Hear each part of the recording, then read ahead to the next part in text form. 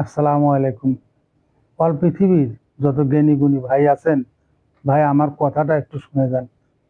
আমার এই শায়েখ যে কথাটা বলছে, আপনারা একটু দয়া করিয়া আপনারা কোনটা সত্য এবং কোনটা মিথ্যা দয়া করে আমাকে একটু কমেন্ট বক্সে জানিয়ে যাবেন।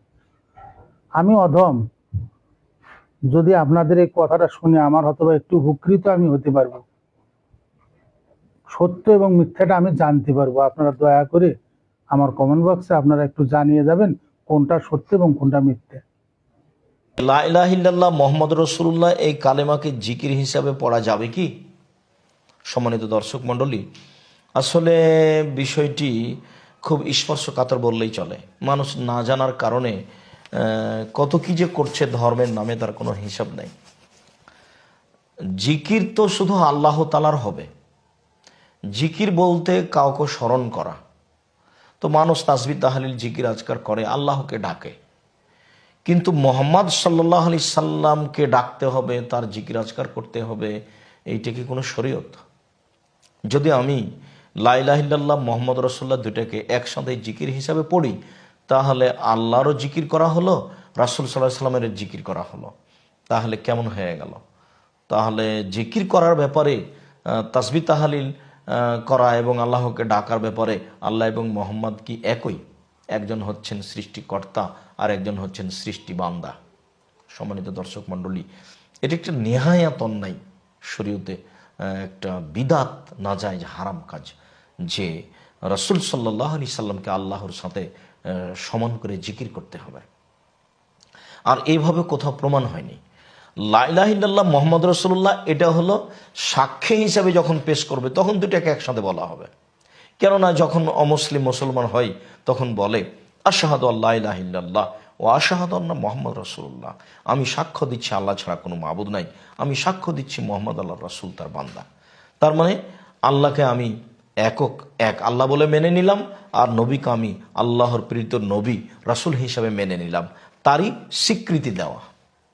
আর জিকির যখন হবে তখন একমাত্র খালেস অন্তরে আল্লাহ তাআলাকে ডাকা, স্মরণ করা।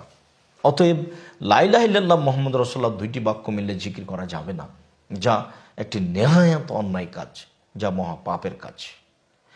আর জিকিরের ব্যাপারে যখন হাদিসে এসেছে, আল্লাহ তাআলাকে ডাকার ব্যাপারে যখন এসেছে, তখন আপনার লা ইলাহা ইল্লাল্লাহ মুহাম্মদ রাসূলুল্লাহ আসেনি।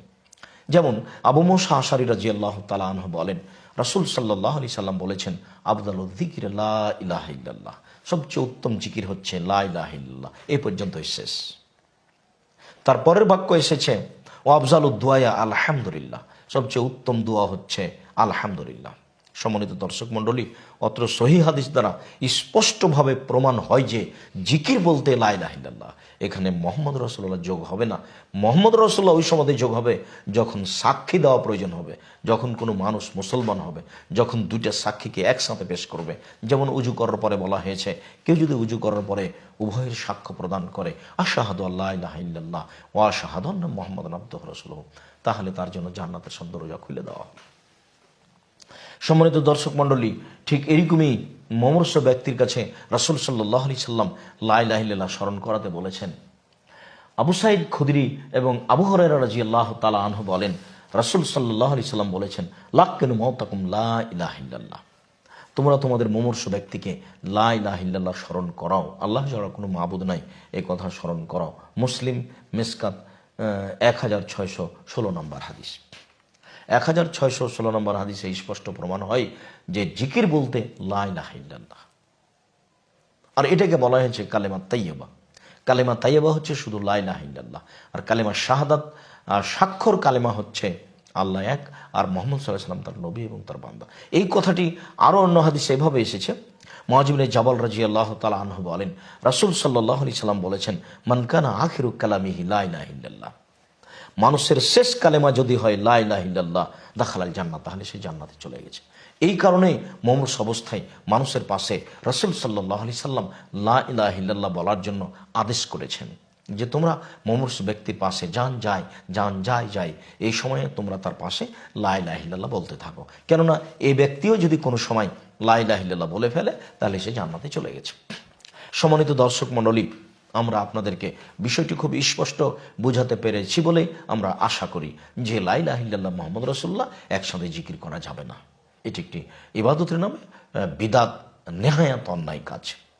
জিকির বলতে শুধু লা ইলাহা ইল্লাল্লাহকে বোঝায়, সাথে সাথে লা ইলাহা এটুকুও জিকির নয়, সাথে সাথে ইল্লাল্লাহ এটুকুও জিকির নয়, সাথে সাথে আল্লাহ আল্লাহ এটুকুও জিকির নয়। কেননা এইভাবে জিকির প্রমাণ করা যাবে না, শরীয়তে স্পষ্ট বিদাত এইভাবে জিকির করা।